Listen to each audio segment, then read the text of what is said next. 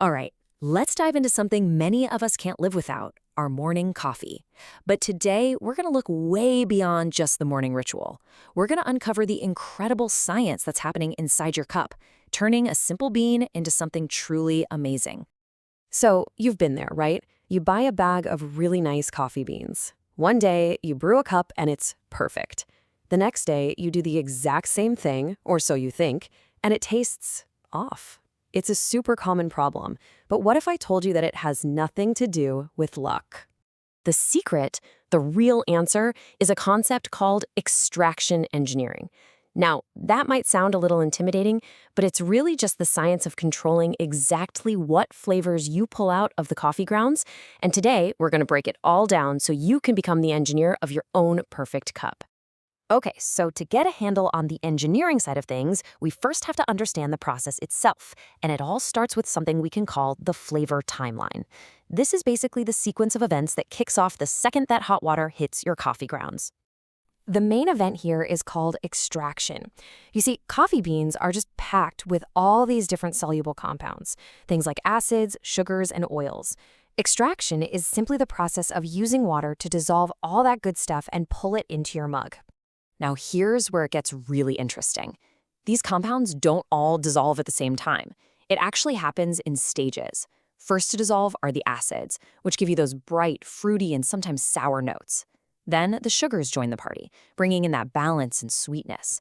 And finally, the heavier, bitter compounds come out, which give the coffee its depth and structure. This sequence is absolutely crucial.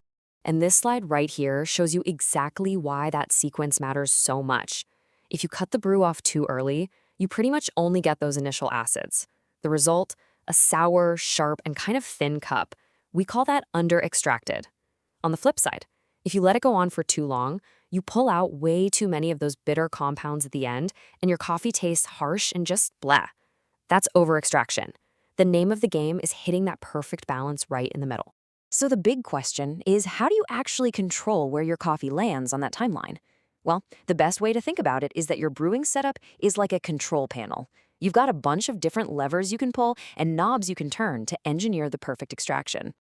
It really boils down to 4 key variables that you, the brewer, are in charge of.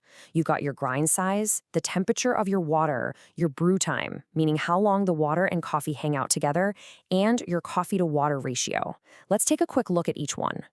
First up is grind size, and honestly, this might be the most powerful tool in your entire toolkit.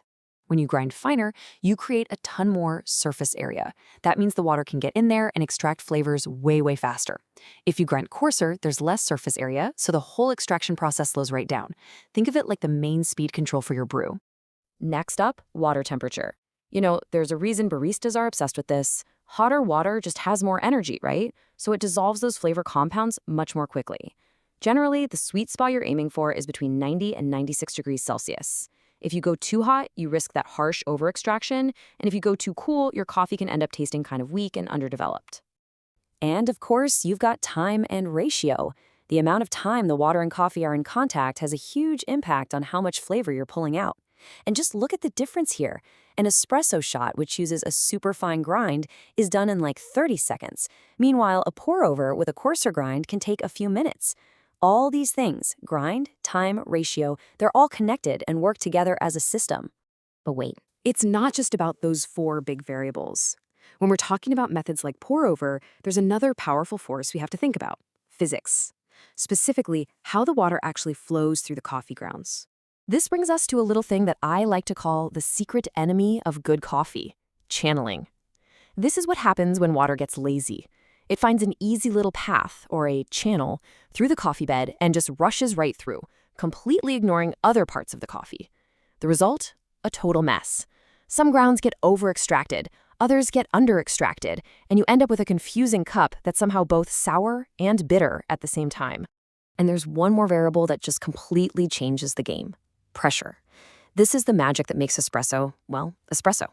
We're talking about 9 bars of pressure, that is 9 times the atmospheric pressure at sea level, forcing water through that puck of coffee. It creates this incredibly rapid, intense, and concentrated extraction that you just can't replicate any other way.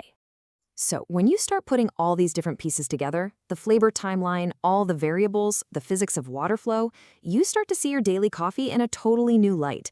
It's not just a simple drink anymore, is it? I think this quote just hits the nail on the head. Every single cup you make is the result of this beautiful, intricate dance between different scientific principles. It's not just something that happens by accident, it's something you design. So here's the big takeaway.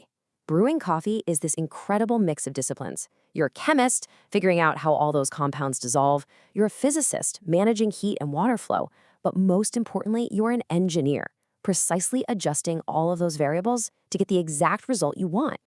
Now you have the blueprint. The control panel is officially in your hands. You now have the power to stop blaming bad luck and to start actually designing your perfect cup of coffee.